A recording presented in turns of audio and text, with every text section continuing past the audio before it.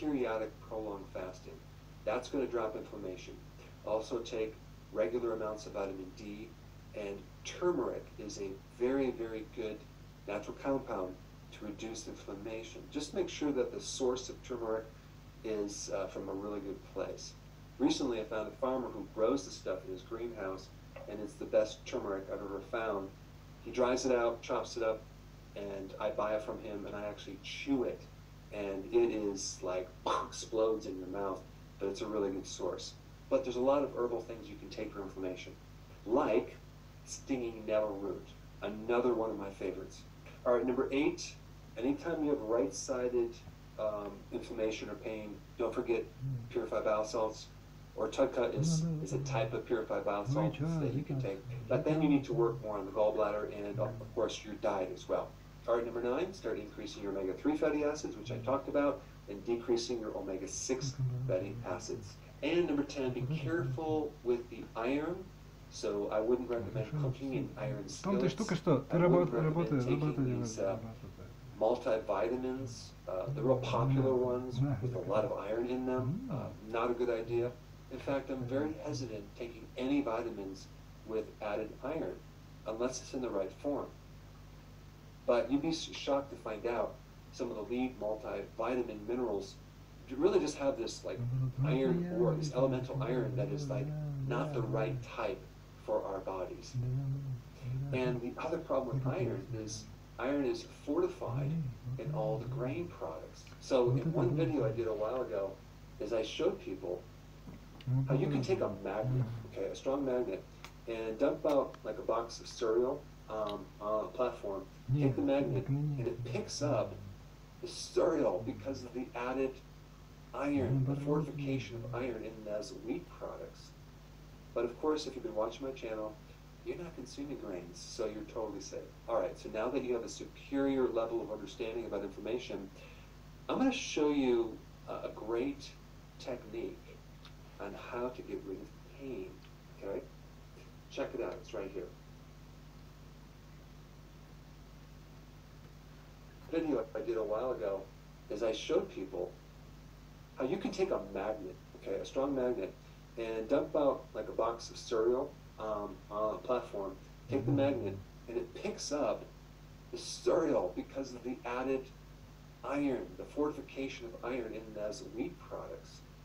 But of course, if you've been watching my channel, you're not consuming grains, so you're totally safe. All right, so now that you have a superior level of understanding about inflammation, I'm going to show you a great technique on how to get rid of pain, okay? Check it out, it's right here.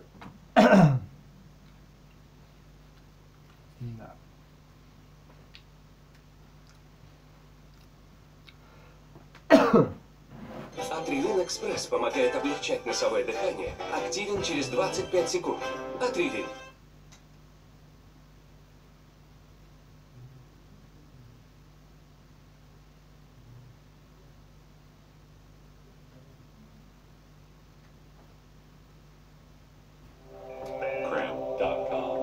Welcome to another MedCram video. Why could outside sunlight be beneficial for most viral illnesses, and especially COVID-19? Coming up right now. Now, we've known for some time that respiratory viral infections peak usually when the days are the shortest, and you can see that here with this graph depicting flu deaths per week in the United States. And clearly you can see that in the wintertime, that is when we have the peak deaths from influenza. Here's a graph depicting hospitalizations in San Bernardino County where I work.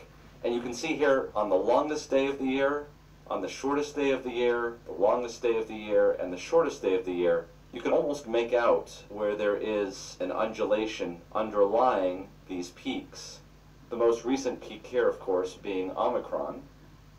Of course, there could be many reasons for that. It could be the temperature, which is also different in the wintertime compared to the summertime, or even the humidity. These things are well known to impact how viruses spread. However, in this paper that was published in Nature, titled Autumn COVID-19 Surge Dates in Europe Correlated to Latitudes, not to Temperature or Humidity, pointing to vitamin D as a contributing factor. And what they showed here very elegantly is that if you look at the inflation date, or the date that that country experienced its surge, there was no correlation with temperature, and there was no correlation at all with humidity, but rather the higher in latitude the country was, the earlier the surge date, and the lower in latitude, that means closer to the equator, the country was, the later the surge date. And essentially what this means is that when the days started to get shorter earlier in the more northern latitudes, that's when we started to see higher surges in COVID-19. There was also this data that we talked about very early on in the pandemic that showed that as vitamin D levels, as measured in the serum, started to drop below 50 nanograms per milliliter, there was an increase in actual SARS-CoV-2 positivity rates. And this relationship held up regardless of age or gender or race. Not only was vitamin D associated with an increased risk for SARS-CoV-2 positivity, but as you can see here from this graph, which was a study with 185 subjects, that patients with less than 12 nanograms per milliliter had a worse survival as inpatients when hospitalized for COVID-19 than patients who had vitamin D levels greater than 12 nanograms per milliliter. And that relationship held up even if the threshold was at 20 nanograms per milliliter. So what was clear at this point was we knew that vitamin D was a marker for better outcomes, or specifically, low vitamin D levels was a marker for poorer outcomes. But because of the studies that were conducted and the way they were conducted, we could not tell whether vitamin D was the cause of that or whether it was simply a marker of something else that was the real reason for the difference in SARS-CoV-2 positivity rates and survival as inpatient. And so a number of randomized placebo-controlled trials were undertaken to see whether or not vitamin D taken prospectively would change the outcomes in patients with COVID-19, both before they went into the hospital and after they went into the hospital. And while there were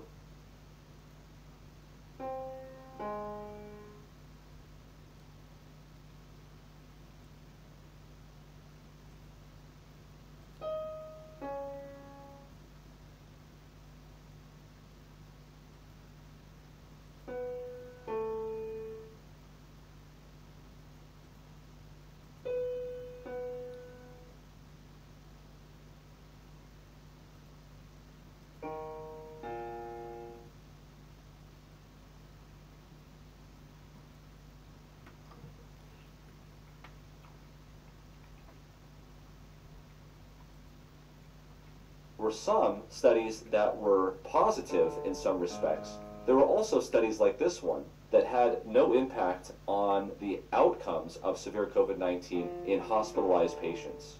If you'd like to see more information about vitamin D and COVID, please watch our COVID-19 and vitamin D update. But in order to understand why sunshine might be beneficial in COVID-19, you have to be able to understand the energy that's coming from the sun in the first place. Слушай, давай сфотографируемся. Потом я выложу, и я тебя использовал. Добрый день, я Алексей Пивоваров. YouTube сильно поменял журналистику. Согласен. Платформы. This graph represents the energy coming from the sun. And as you can see here, 39% of the energy that comes from the sun we can see in the form of visible light. Ну, гипотетически я... Ты тоже так думаешь, да? In terms of vitamin D, which is produced by specifically ultraviolet B radiation, you can see that only a small portion of the energy from the sun is invested in ultraviolet radiation. What you may not realize is that 54% of the energy coming from the sun is invested in infrared radiation, or infrared light that we cannot see that is coming from the sun. And specifically, near infrared radiation, which is in this area right here, is involved in making melatonin. That's correct, melatonin directly in the mitochondria of the cells within the reach of infrared radiation. Now you should understand that because near-infrared radiation has a longer wavelength it's able to penetrate much more deeply into the body than light in the ultraviolet spectrum. Here's a similar graph, except here we're looking at the spectral irradiance, or literally the power of the sunlight that's coming down in that spectrum. Again, as we talked about, ultraviolet radiation, there's a very little amount of energy that's coming from the sun in the ultraviolet spectrum. We can see here the amount of visible light in terms of the power from the sun. But all of this to the right of this black line here, till about right here, is in the near infrared spectrum, and you can see all of this red here is the energy that comes from the sun. How do we interact with this energy? Usually it is felt as warmth in the skin. So even on a warm, sunny day, if you're wearing clothes to protect you from the sun, you'll still feel that warmth deep into your skin. And that's because this near infrared radiation is not only penetrating through the clothes, but it's penetrating through the epidermis, which is the outer portion of your skin, and deep down into the dermis, and actually past the dermis into the subcutaneous tissue. Actually, a number of cells in your body open to receive this near infrared radiation.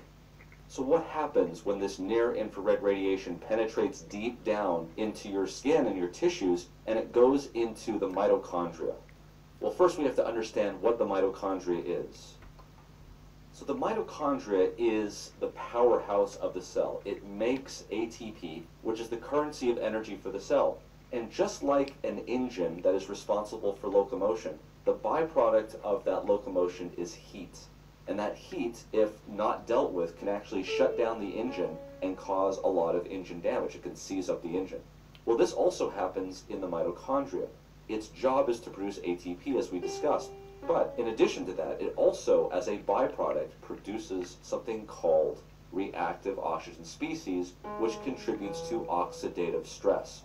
For those that want to look at that more, look at our MedCram Update 65. So these reactive oxygen species, things like superoxide or hydrogen peroxide or hydroxy radicals, are extremely reactive elements, molecules that can destroy the machinery of the mitochondria and quickly cause damage that will lead to very bad conditions. And specifically, those bad conditions can lead to many things that we are familiar with here in the United States, such as inflammation, diabetes, obesity, thrombosis, basically less optimal health. The good news is that our body has a way of taking care of those hydroxy radicals and reactive oxygen species. Just like an engine has a cooling system to take care of the heat to make sure that it doesn't shut down the engine, the mitochondria also have its own cooling system. It's called an antioxidant system, and the main antioxidant system of the mitochondria is melatonin. It has a way of dealing with it in both night and day. During the night, when the human body is not active, the brain secretes melatonin through the pineal gland. Melatonin then goes throughout the vasculature, going into the cells, and the mitochondria actively take up this melatonin. The melatonin mops up these hydroxy radicals, protecting the machinery of the mitochondria at night. But during the day, there's a much different way of dealing with this, a much more direct way. During the day, sunlight, and specifically near-infrared radiation from the sun, can penetrate deep down into the body and specifically is activating something called cytochrome C oxidase, which is part of the electron transport chain in the mitochondria, which is where that machinery is. And this stimulates the production of a number of things, including melatonin, which is twice as effective as vitamin E is in terms of antioxidant, and actually itself upregulates glutathione peroxidase, which is one of the antioxidants involved in the antioxidant system. This along with catalase and a number of other antioxidant systems. So that melatonin, which is the king of antioxidant systems, is directly upregulated right in the spot where it's needed to take care of oxidative stress. So what does this have to do with COVID-19 in the first place? Well, remember that angiotensin II, which is a pro-oxidant, is converted into angiotensin 1,7, which is an antioxidant. And this happens in the cells. The pro-oxidant, angiotensin II, increases blood pressure, whereas angiotensin 1,7 can reduce blood pressure and is actually relaxing the vasculature. Well, the enzyme that does this is ACE2. Yes, this is the same ACE2 that is the receptor for the spike protein. And so if you have angiotensin 2, which is a pro-oxidant, that is going to increase the amount of reactive oxygen species in the cell, which is not good. Whereas angiotensin 1,7 is going to decrease the amount of reactive oxygen species in the cell. So the problem is that when you get an infection with SARS-CoV-2, it knocks out the ACE2 enzyme because of the spike protein binding to it. And so as a result of that, you have an increase in angiotensin 2 and a decrease in angiotensin 1,7. Both of those lead to increases in the reactive oxygen species. Now, if that's not bad enough, an infection in SARS-CoV-2 is going to increase white blood cells.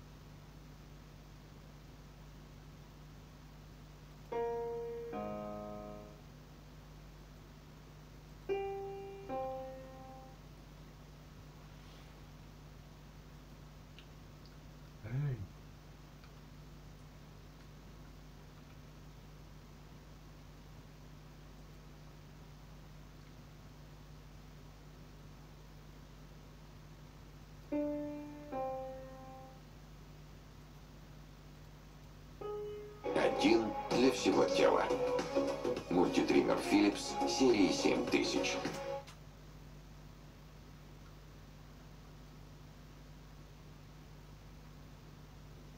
I can teach you music 150 times faster than traditional methods. I can teach you in a way which is... So I get this question a lot, how much vitamin D should we be taking on a daily basis? Well, I think we should probably go to the experts, right? The Vitamin D Council.